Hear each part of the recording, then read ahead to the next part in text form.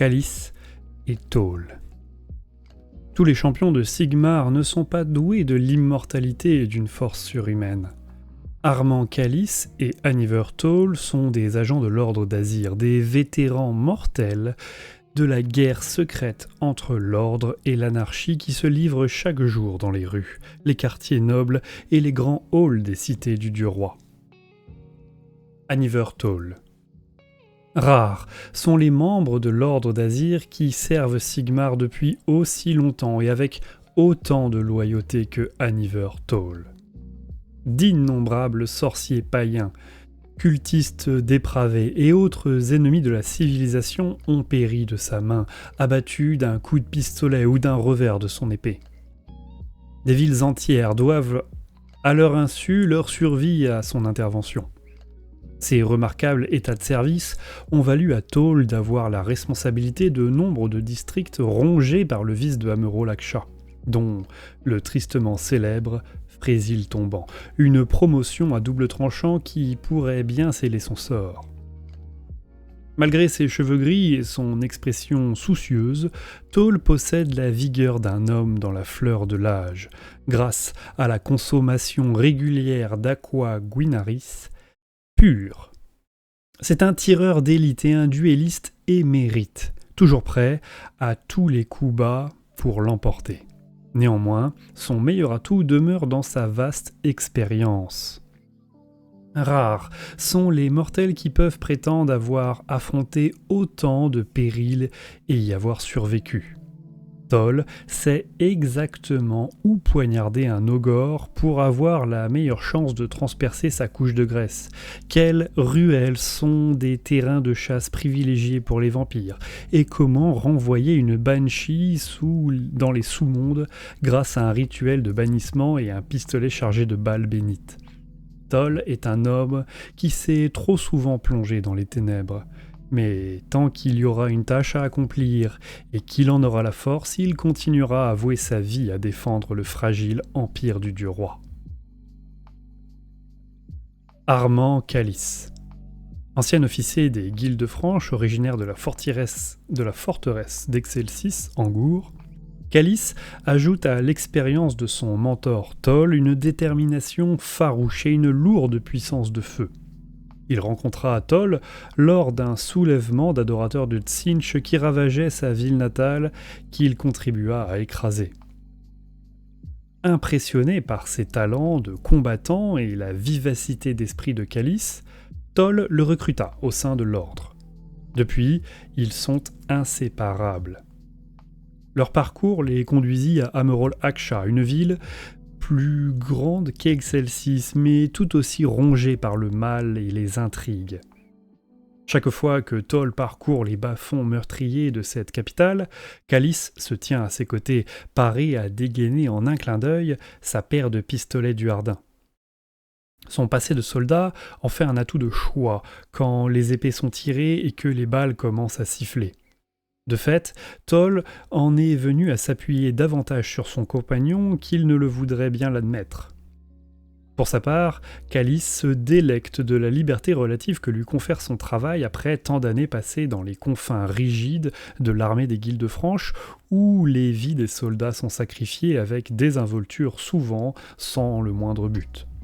Désormais, il a l'impression de faire enfin la différence. Loin d'être un vétéran cynique de l'ordre d'Azir, la guerre incessante contre les serviteurs des ténèbres n'a pas encore émoussé sa moralité. Il défend toujours la bonne cause et croit toujours aux principes de l'espoir et de progrès qui ont présidé à la fondation des cités du dieu roi.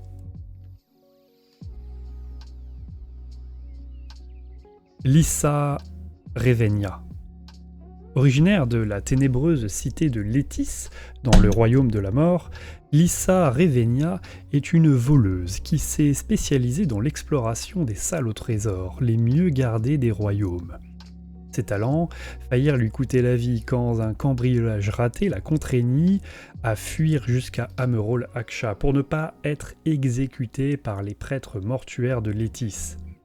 Là, elle rencontra Calice et Tôle, Voyant tout le potentiel qu'il y avait à exploiter les dons uniques de Revenia, et conscient que son statut de femme recherchée lui fournissait un moyen de pression, Toll la recruta, en lui promettant d'oublier ses anciens crimes si elle servait loyalement Sigmar.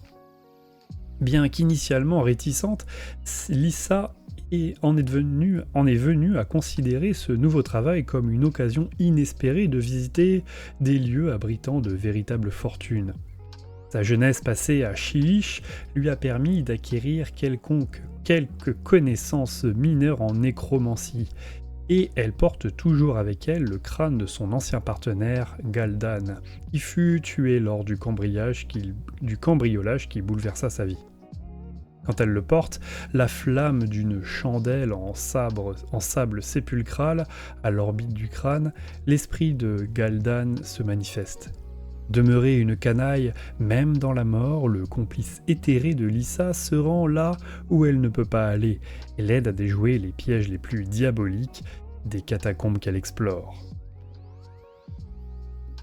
Maîtresse Verantia, la fileuse de murmures.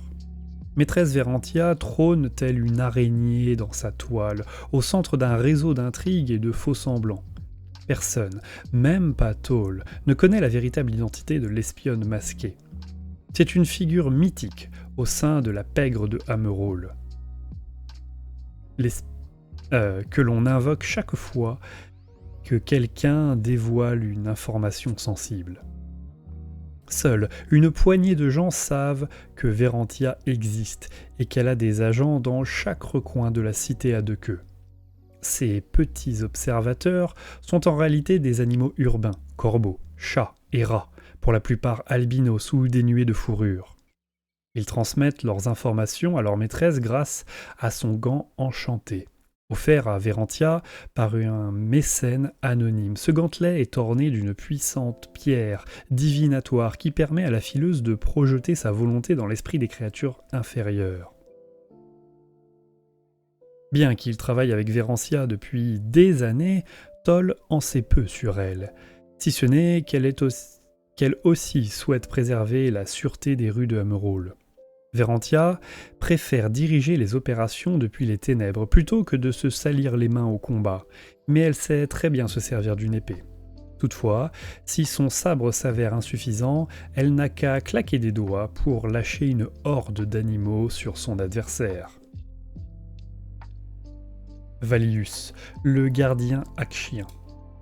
En tant que seigneur castellan des marteaux de Sigmar, Valius est responsable de la défense de Hammerhall, bien que, pendant que d'autres officiers de son rang s'occupent des remparts de la ville, le champ d'expertise de Valius est la sécurité interne.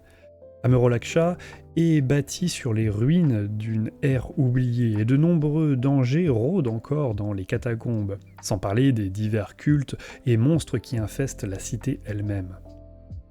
Sachant que les Éternels de l'Orage sont peu adaptés aux opérations discrètes, le seigneur castellan collabore étroitement avec l'Ordre d'Azir et notamment Aniver Toll, à qui Valius confie les missions les plus périlleuses. Le vénérable seigneur castellan était présent à la fondation de Hammerhall, contribuant à la construction des quartiers et des fortifications qui se dressent encore de nos jours. Il est le gardien akshien et porte la clavis magna, un objet qui lui permet de franchir n'importe quel seuil de la ville pour ressortir par n'importe quel autre. Cette aptitude lui a permis de déjouer d'innombrables menaces. Mais même Valius ne peut pas être partout à la fois. Aussi, il s'appuie sur les agents, comme Toll, pour lui indiquer où sa force est requise. Accompagné de son fidèle Griffdog Baltas, il apparaît au beau milieu de l'ennemi, qu'il taille en pièces avec sa grande lame avant de se préparer à la prochaine crise.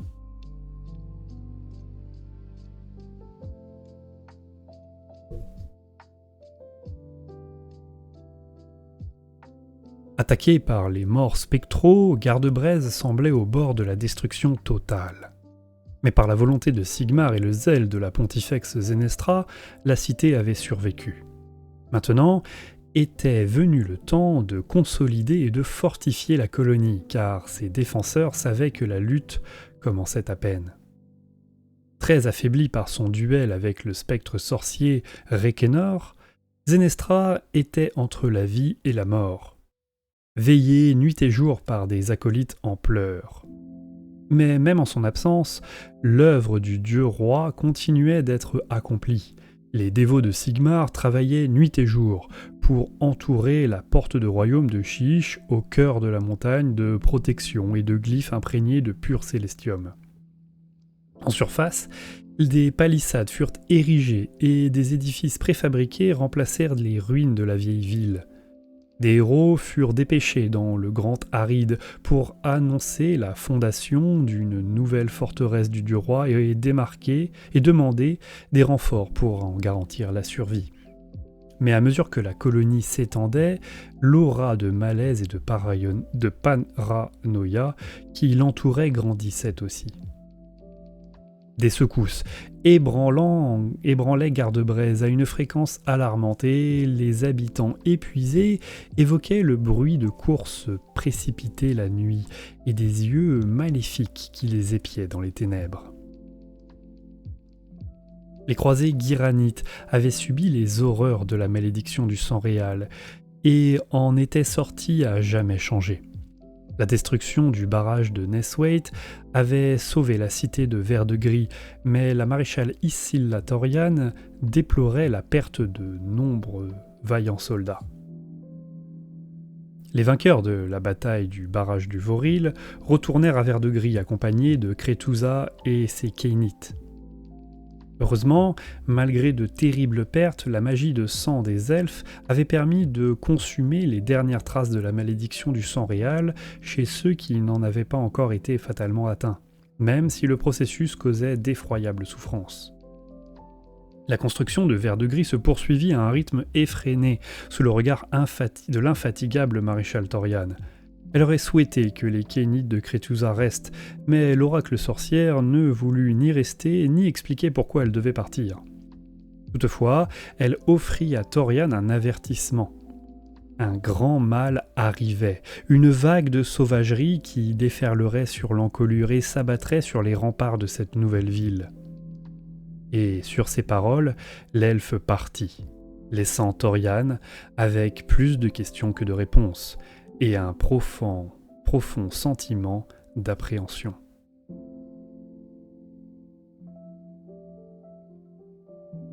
Voilà qui conclut la lecture de ce livre, tome 5, L'ombre de la sorcière des croisades Zéophore, Warhammer Age of Sigmar, et comme d'habitude, on se quitte sur les images des figurines qui retracent les différentes batailles de ce tome, avec Calicentol contre les mange-chairs, Zenestra et ses Zéophores contre Rekenor, le sombre chantre, et ses fantômes. Nous avons ici Kretusa, l'oracle sorcière, ici accompagné de son armée contre les Fleischter Courts et les reflets ici les cités de Sigmar, les croisés Zéophores. La magnifique figurine de Kretusa. Ici mis en scène toujours contre les Fleischter Courts et Calicentol. Armand Calice, Anivertol. Un dragon zombie est l'adversaire terrifiant dont la carcasse putréfiée est si épaisse et imprégnée de puissance nécrotique que même les lames azirides de Anivertol et ses compagnons peinent à la pénétrer. Valius, le gardien akshien. Maîtresse Vérancia, la fileuse de murmures. Et Lissa, Verenia.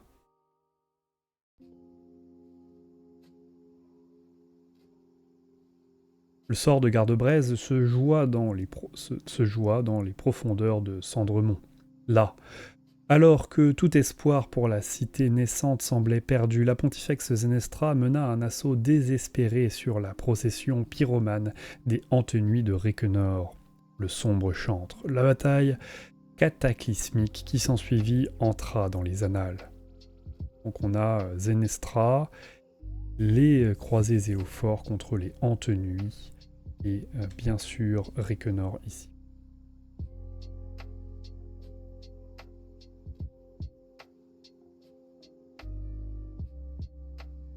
Et voilà, j'espère que vous avez aimé cette lecture. On se retrouve bientôt pour le livre 6, la suite dès que le livre sortira. Et n'oubliez pas, tous les jours à midi sur la chaîne, on continue de lire du fluff Warhammer. Bonne soirée.